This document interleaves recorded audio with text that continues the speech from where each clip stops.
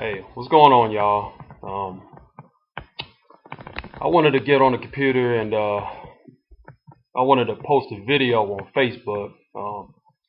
First, I wasn't going to do anything, but God really put it in my heart to put something out there, man. I really want you guys to just listen to what I'm saying. So, with this video, I want to speak to all Black America out there, especially the brothers in particular. Last night was a very pivotal point, what I think, in American history. And last night America really showed us black men on what they think of us, what they always thought about us, and what they'll continue to think about us. You gotta make that clear. And I've been reading a lot of social media, and a lot of people are upset. A lot of people want to riot. A lot of people are hurt. A lot of people's feelings are hurt. But it's just one of those situations where I hope it really wakes a lot of us up, because a lot of us been asleep for some time now, and I hope that this shocker really wakes us up, so that us as black men could come together and start making some things happen. The reason I wanted to post this video is because like I said, I've been reading a lot of social media, reading a lot of comments and whatnot. And a lot of people out of anger want to go out there and do something crazy. They want to riot, they want to fight somebody, they want to do whatever. And I want to let the brothers know, like, that's not the way to handle this situation, because that's just going to throw you in jail. You know what I'm saying? That's going to get you locked up even more. The reason that things like this keep on happening to us in the black community is because we have no economic power. You see what I'm saying? We have no economic power, and the dominant society knows that. That's why they keep on doing things like this to us. Like, for example, a lot of us want to do something about this, but we can't, because, cats got to wake up and go to work at Walmart tomorrow or something like that. You know what I mean? We don't have a black economic system. So that means we're powerless. You're powerless to the dominant society, because you depend on the dominant society for your job, your medical, your school, you know what I mean? Like, so they could do whatever they want because you don't have nothing of your own. So if you really want to fight this oppressive system, if you really want justice, if you really want to do something, if this really made you mad enough to do something, brothers, we need to come together. We need to start practicing group economics.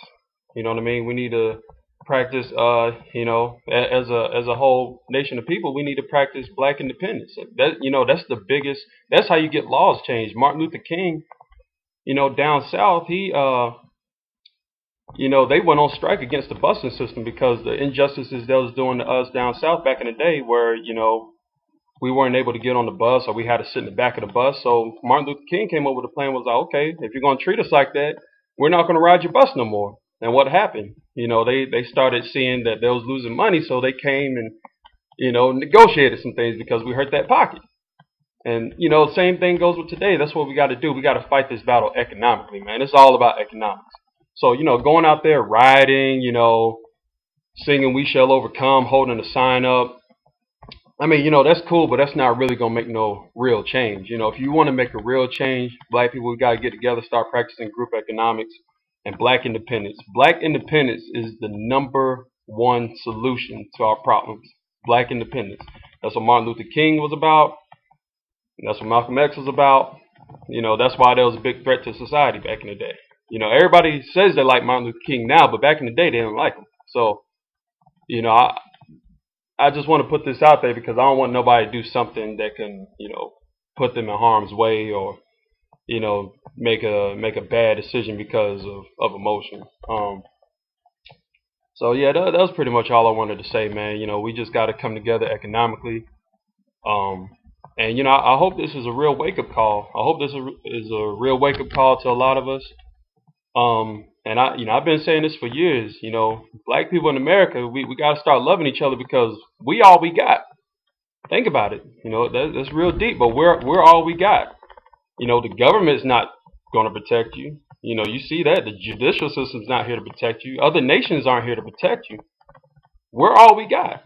You know, so we got to protect and love each other. You know what I mean? We got to work with each other. You know what I mean? So, you know, I just wanted to put that out there. And, you know, all my brothers out there, be safe. Be safe, man. I mean, you know, America's really showing you, you know what I mean, what they really think about you, you know. And I mean, you know, it could be a dangerous place. I could go out right now and, you know, if a guy suspects me, you know, I live in a predominantly white neighborhood right now. I could go out, and if a guy suspects me of doing something and we get into a confrontation, he can shoot me and walk free. I mean, damn, Zimmerman didn't get nothing. He didn't get no community service, no nothing. You know what I mean? So, you know, I mean, it's not a laughing matter, but that's just how crazy it is. You know, you could kill a minor, you know what I mean, a kid, and walk free, you know. So, oh, and, you know, before I go, I wanted to point out another thing. Um, I've seen a lot of comments and a lot of people talking about, you know, it ain't about race, it's about justice and this, that, and the third. And, you know, we can't be naive in this hour, man. Like, this was 120% about race. You know what I mean? That's why this whole situation was blowing up like it was in the first place.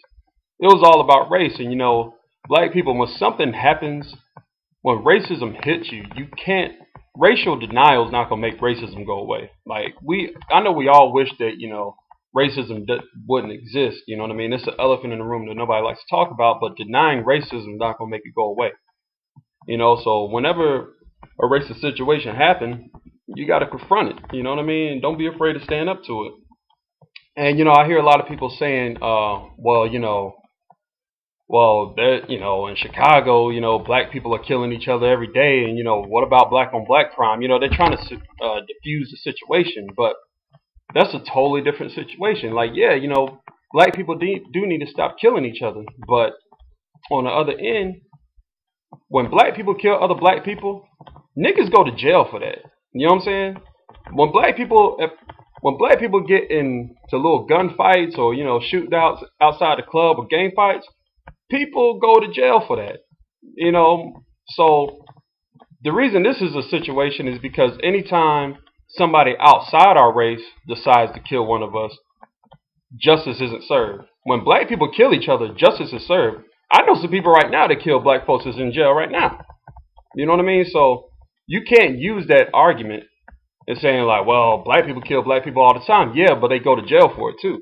So that's not the same situation. So, you know, black people, we can't use no cop-outs for the situation. We can't say, well, oh, black people kill other black people, or this ain't about race, this is about justice. Look, man, this is about power.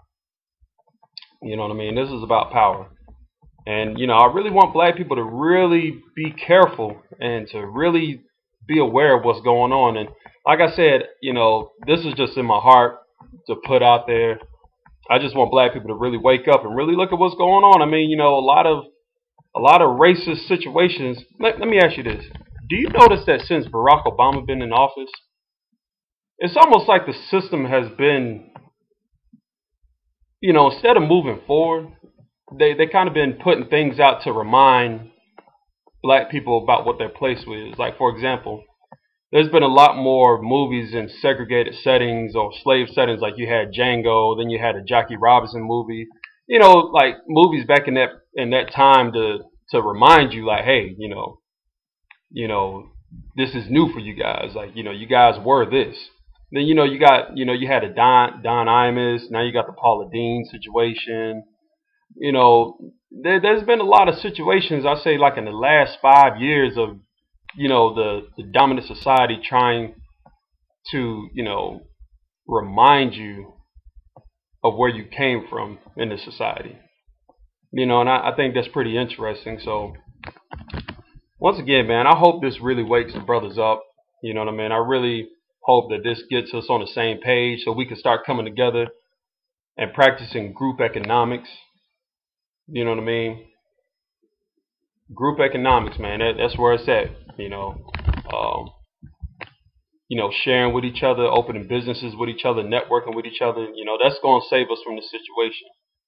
You know, so I really hope that that this reached somebody. You know, I know me myself, man. I got some stuff that I plan on getting popping. in a few months. You know what I mean? Practicing black independence myself. Um, I'm trying to link up with some brothers that's on the same page. If you got some ideas, if you on the same page, if you feel what I'm saying, should Facebook me, email me, whatever, get at me. But other than that, man, be safe. This has been a crazy day. Um, yeah, yeah, stay prayed up out here, man. Y'all be safe. All right, peace, love.